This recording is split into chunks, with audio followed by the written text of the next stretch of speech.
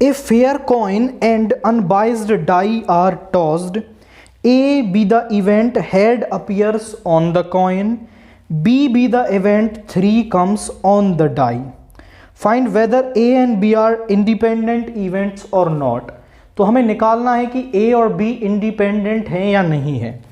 अगर दो इवेंट्स की बात हो रही है, अगर P A intersection B P A into P B के बराबर होता है तो हम कहते हैं A and B are independent event.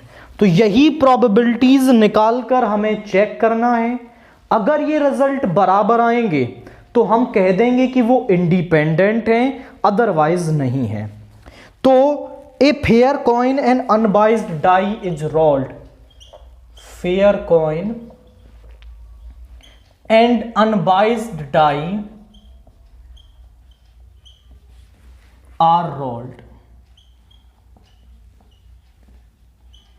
Let S denotes the sample space.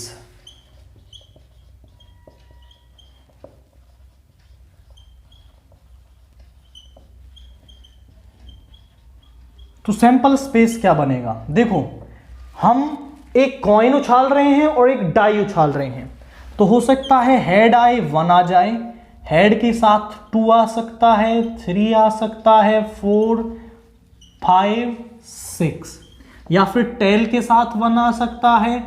इसी तरीके से ये आ सकते हैं आपके। अब ए इवेंट है, event head appears on the coin, event head appears on the coin, कि कॉइन पर हेड आए। और बी इवेंट है हमारा event that 3 comes on the die, be the event that 3 comes on the die, कि die पर 3 आए। तो ए इवेंट में क्या क्या आएगा कि उस पर हेड आए आपका। तो हेड वाले ये 6 हैं, H1, H2, H3, H4, H5, H6। B के अंदर क्या आएगा कि उस पर 3 आए, तो 3 यहां पर भी है और 3 यहां पर भी है। प्रोबेबिलिटी ऑफ ए निकालूं मैं तो वो होगी NA/NS। ए में कितने एलिमेंट्स हैं? 6, यहां पर 12, टोटल इसमें 12 हैं, और ए में है आपके 6, यानी ये 1/2।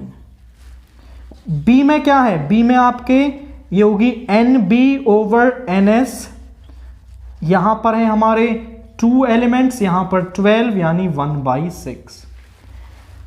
ए इंटरसेक्शन बी निकालूं तो वो है H3, और P of A intersection B निकालूं तो वो होगा NA इंटरसेक्शन B/NS, यानी 1/12। ये प्रोबेबिलिटी तो मिल गई। अब मैं निकालता हूं PA इंटू PB। तो आप ध्यान से देखें तो 1/2 इंटू 1/6 दैट इज 1/12, वो बराबर है पी ए इंटरसेक्शन बी के। Hence A and B are independent. तो हमारे जो ए एंड बी हैं वो क्या होंगे? इंडिपेंडेंट हमारे यहां पर होंगे। तो केवल ये प्रोबेबिलिटीज निकालनी है और उनके प्रोडक्ट को चेक करना है, तो हम बता सकते हैं कि वो इंडिपेंडेंट होंगे या नहीं होंगे।